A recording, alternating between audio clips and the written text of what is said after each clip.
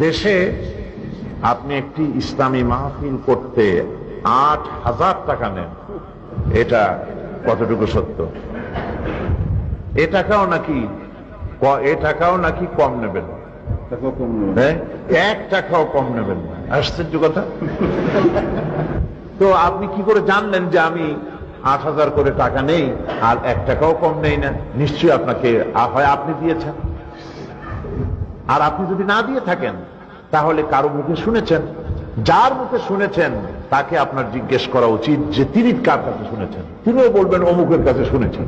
এইভাবে শুনতে শুনতে আসল ব্যক্তিকে খুঁজে পাওয়া যাবে না, কারণ আসলটা হচ্ছে শয়তান। সেখান থেকেই কথাটি এসেছে। আল্লাহ পাক সাক্ষী, আল্লাহ পাক সাক্ষী, এর থেকে বড় কথা তো আর নাই।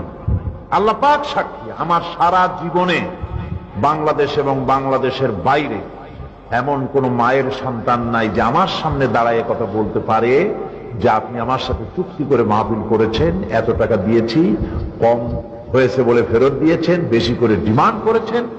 এ কথা কেউ বলতে পারবে না। এই ধরনের বাজে কাজ আমি জীবনেও করিনি।